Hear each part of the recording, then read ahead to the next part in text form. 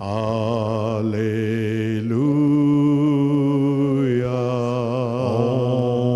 Om Mani Padme. Om. Allah.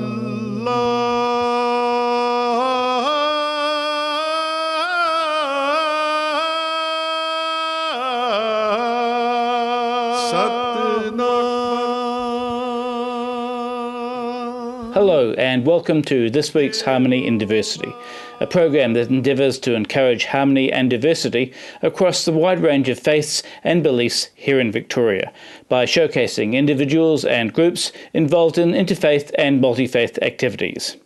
This week we continue our look at the people involved with the Centre of Melbourne Multi-Faith and Others Network by interviewing a third member of the Singh family, Jessie and Dya's daughter, Jamel. Again, Norm Curry has been talking to Jamel. Jamel, you describe yourself as a freelance interfaith and cultural education project manager. Cultural education is an interesting concept. How does that relate into multi-faith? How do those things two work together? Well, a bit of background first. Mum and Dad started the Multi-Faith Association in South Australia when I was about 11 years old.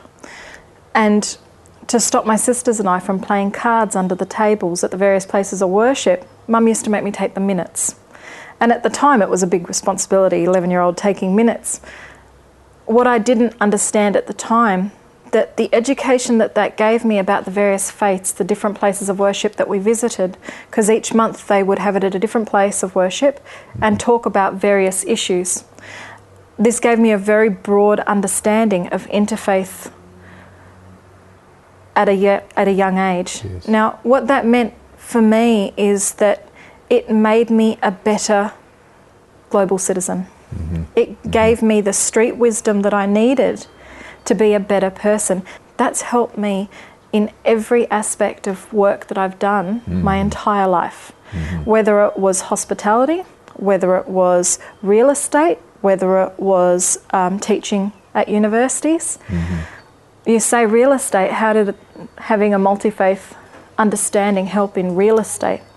How it helped is that when I walked into a Jewish person's home and they had the symbol, the Jewish symbol outside the door, I knew it was a Jewish home. I walk in and I said, Shalom.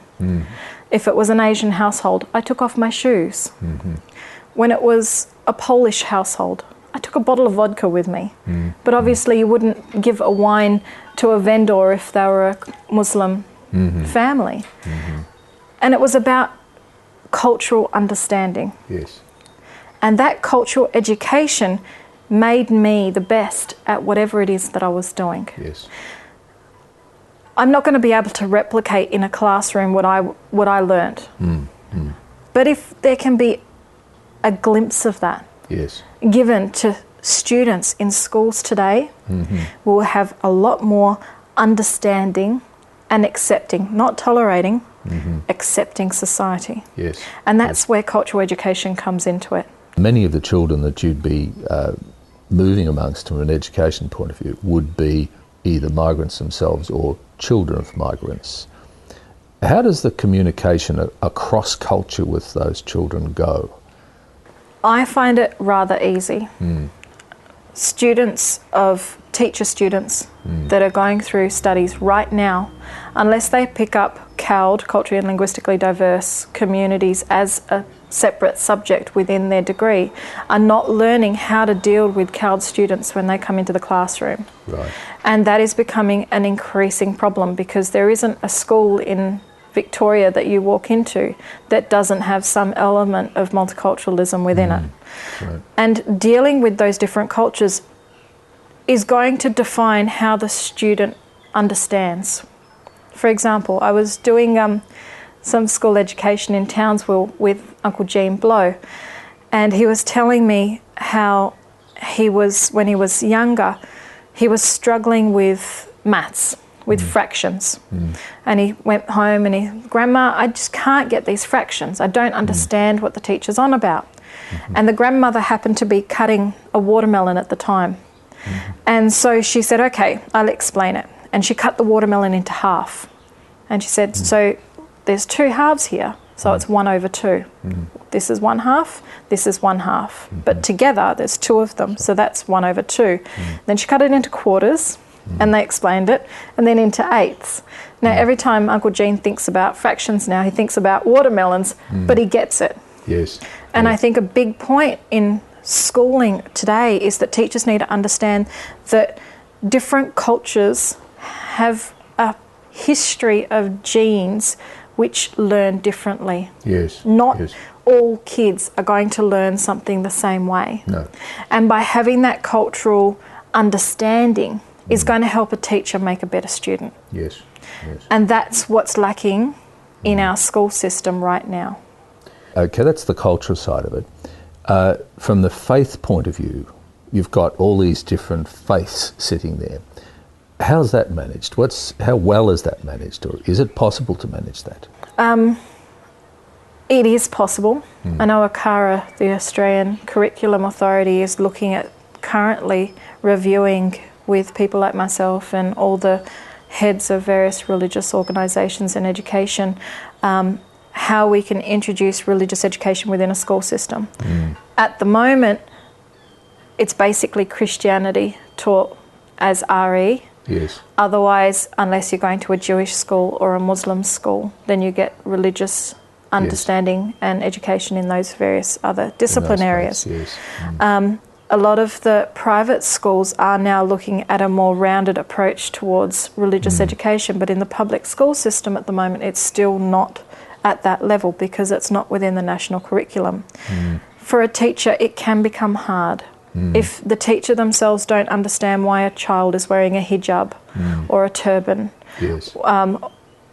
It's great. We've cut out nuts out of the schoolyard because there's so many people that are allergic to it. Yes. But do we go to the point where we cut out ham out of a school area because there's Muslim kids in there and it's against their religion to eat pork? Yes. Do we then cut out meat or beef if it's because there's Hindu kids in the class as well? Yes. At what level does it become? Exactly. Yep. At what level does it become right or wrong and respectful? But as long as they understand that this child wears a hijab, they are Muslim and they don't eat pork, Yes. then their friends can at least understand that and not shove the ham down their throat or something, Yes, you know. right. No Yes. point sharing a ham sandwich with a Muslim friend. And it's the same with households, you know. We have people coming here all the time from all warps of life and, you know, they walk in with a bottle of wine and mum gets offended by that. But at the same time, she understands that that's their culture. Yes, exactly. But if everybody had a bit of understanding on these issues, then it would make life a lot easier, especially in the schoolyard. It will also then break down racially motivated violence within the schoolyard, Yes. which is having huge effects, not just within a school, but within the community at large. There's a school that I was working with last year, and they called me in and said, Jamel, we're having racially motivated violence and there's a lot more tension happening, and it was in a secondary school. Yes. Amazing as far as cultural hot school. It was so diverse. It was ridiculous how diverse this school was. I think they have about 250 different countries represented within the school. It's a big school. Yes. But after spending 3 days in the school with the kids and with what was going on, I worked it out that it was 2 different fractions of Islamic students that were fighting with each other. Right. And the cause was girls. The Afghan boys were going out with the Somalian girls. Yes. But the Somalian boys weren't allowed to go out with the Afghan girls Yes. because of cultural differences, Yes. right? But what we did then is we then went to the imams, the priests of the different mosques, and said, this is what's going on. And we then created entertainment and events around, for example, around Ramadan and stuff like that, where we brought these 2 different Islamic communities together to celebrate together their various events and Yes. and create an understanding level and a respect level within those within those different fractions. Yes, different cultures, but the same religious base. And that understanding level, if that was at a wider range, would help with racially motivated violence, especially within the schoolyards and then the community at large.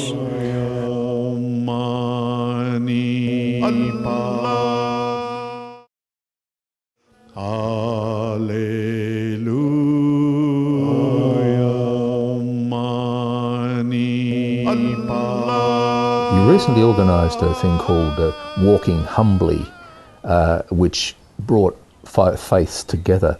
Can you describe a bit of the originality and the process of Walking Humbly? For sure. It's interesting because Green Faith Australia approached me at the start of 2009 and said, we've been given funding, it's a pre-Parliament of World Religions event, and we want to organise to have delegates go around Victoria to visit various communities. And they then commissioned me to be the project manager for that event. My first degree was in Aboriginal Administration Management, so I have a very close affiliation with the Aboriginal community. When I was in the Army Reserves, a couple of months after joining up, I got asked to accompany a team of doctors, because I was a medic, to Cooper Pedy. And they were doing cataract operations on the Indigenous elders in those areas. And I quickly realised that it wasn't because I had the best rifle shot or because I aced my exams or whatever the case was. I now realise that it was because of the colour of my skin. The Aboriginal community didn't see me as a threat of any sort. No, I'm not Aboriginal, but at the same time, I'm not a white fella either. No, and I think if we're realistic about the fact that there is a lot of fear and anguish and pain and a lot of healing that needs to take place with the Aboriginal community, it will make life a lot easier. It's not common practice to say white fella or black fella. I can get away with it. I've got the right colour skin to be able to. But for a white person to be saying black fella or whatever the case is, it doesn't sound right or feel right, or it's not socially acceptable. That's right. And if we got over those sorts of apprehensions, that would make society heal and move forwards in a loving manner a lot more simply. Coming back to Walking Humbly, a big part of what I wanted to do was, because there was a lot of international delegates that were going to be on this trip, is introduce them to Aboriginal culture, Aboriginal spirituality, because that's what's uniquely Australian. Yes. And part of the trip, we ended up with about 88, I think, delegates on the trip. And we went from Melbourne, we started off at the Blackburn Gurdwara, they gave us breakfast there. And then we went to Warrawa College. Yes. And we, one of the ladies in particular that were on the trip, one of the participants, was actually a teacher at Warrawa College 30 years ago. I think it was about 30 years ago, and she had photos and things like that. And the teacher that was with us, the Aboriginal teacher that was at Warrawa introducing us, found his photo when he was a little boy with his older sisters within those photos that she'd brought along. The amount of healing that in itself had. He saw that this teacher had so much respect and love for the community that she worked with. And she saw one of her students who had become this amazing man. It was a really good process. We also then visited the nearby graveyards, which Uncle Reg Blow then took us on a little journey and did a talk with us there. The teacher at Warrawa College did a smoking ceremony as we all came in and came through the smoke. From Warrawa, we then went to Kinglake, and we saw firsthand the devastation. You know, people sleeping in tents on their blocks of land with their house in rubble right next to it and stuff, and caravans on housing blocks with all the rubble of the house there and stuff like that. The last day was about being with the Indigenous community in Barmah Forest. Right.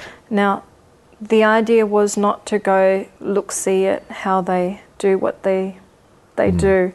It was more about creating a platform of understanding, acceptance, and also a lot of healing.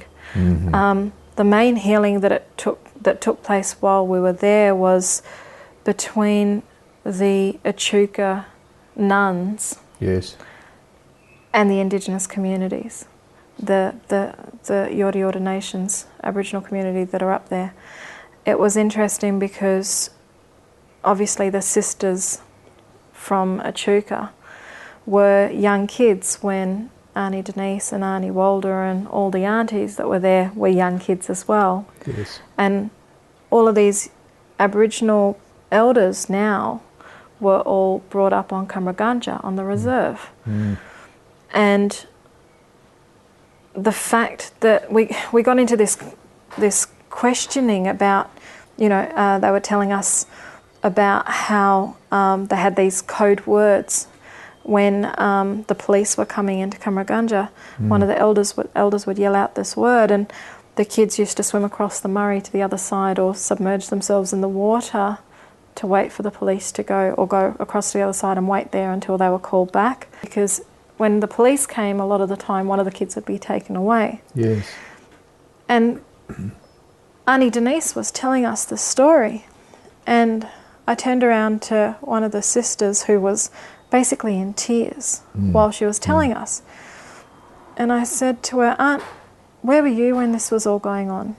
And she said to me, "Jamel, I was a young girl when this was going on, and we had the priest come to us with this young Aboriginal kid and say to us that this child has been abused or neglected, and we used to look at the priest as this hero because he's saving this child." We didn't know this was going on. It was not like there was any internet or TV telling us what was actually going on. And what that did was Auntie Denise and the other aunts and stuff that were there were hearing their responses to this, and all of a sudden realised that they're not to blame. And since then, the Echuca nuns and Cummeragunja, they've been doing a fair bit of work together. And on the 28th of March and 29th of March, we're actually going back to Cummeragunja, and we're going to be helping them clean up their cemetery where there's some amazing elders that have been buried. For example, William Cooper and Auntie Margaret Tucker and the Atkinsons, and the Echuca nuns are going to be coming along, and Women's Interfaith Network and Green Faith hopefully will be coming along, and C.O.M.M.O.N as well. And the idea would be that there's a renewed sense of hope and healing that has taken place from that 2009 initial journey there. And that ongoing relationship, it's not just about going into a place and then saying your bit, doing your bit, and then that's the end of it. It's about that ongoing reconciliation and healing that can then move us forward towards making a better society.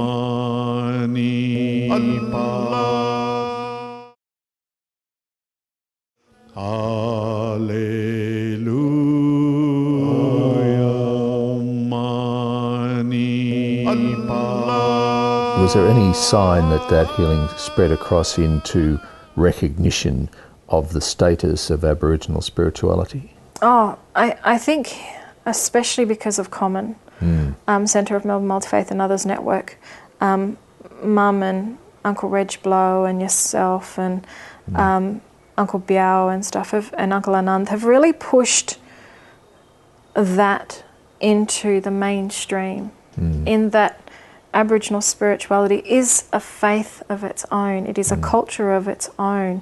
It can't be grouped in with another. It's not Christianity. It's not any other religion. It is its own religion, so to speak. Their culture, their faith is the land, is creation, is the dream time. And that is definitely being recognised. And because of that push by C.O.M.M.O.N towards that Aboriginal spirituality, it's also then put help towards the world Indigenous communities coming up and stating their own faith, their own culture to be recognised on its own. It's not an other, it's its own recognised, established culture, religion. That's right. And now that Uncle Reg Blow's the president of C.O.M.M.O.N, and is the first Indigenous person or first Aboriginal here in Australia to be the head of an interfaith organisation, a multi-faith organisation, Yes. that in itself is a big step in the right direction. You've sort of half answered, but anticipated my question is to interpret your dream. How do you think multi-faith Australia would look or should look if you had your way? What would it be like? It's not about blurring the fences between religions. It's not about making all people one and the same. But it's about lowering the fences enough so you can talk to your neighbour. Yes. And understand your neighbour. If you can have a respect and acceptance for the person in front of you, behind you, and the other side of you, Yes.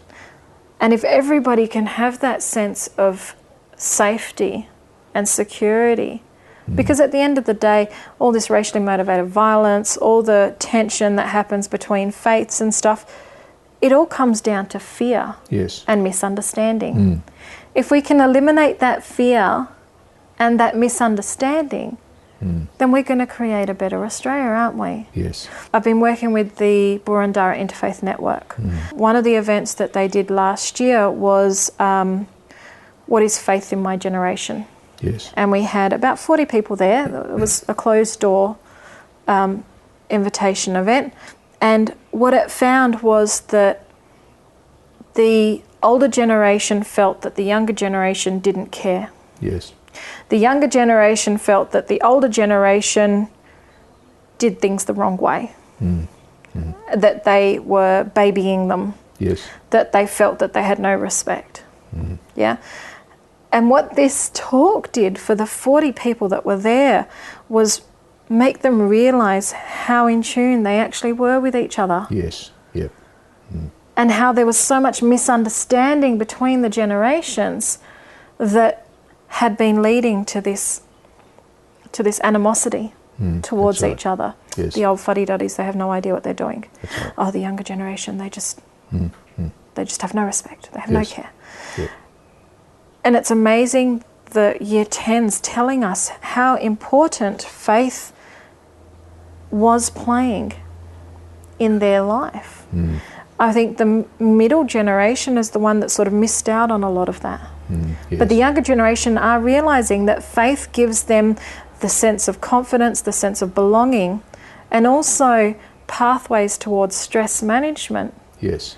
that are going to help them later on in life. And it was a really comforting experience for all the people that were involved to Yes. realise that they can be of use and they will find their way. Eventually, we all find our way, Yes. right? And I think that faith generational exchange needs to happen more. And incidentally, the Burundara Interfaith Network are having an interfaith concert at the Augustine Centre on the 23rd of February. So everyone is invited to come along, 6:30. There's going to be some food provided there. Please get in touch with the Burundara Interfaith Network if you're interested in coming. And there are such activities, not just in Burundara, but all the different councils Yes. and a lot of the different interfaith organisations are organising such events. And I think to urge people to get involved, even if it's just to come and look-see. Yes. You don't Yep. have to believe in a religion Yep. to get involved, but even if you don't believe in God or believe in a particular faith or religion, if you have an understanding of this, it is going to make you a better person. Yep. That's all for our program today. For more information, and if you want to see this episode again, visit our website, harmonyindiversity.net. Goodbye for now.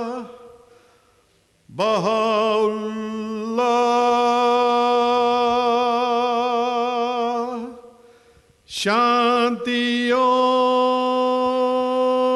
Om, Allahu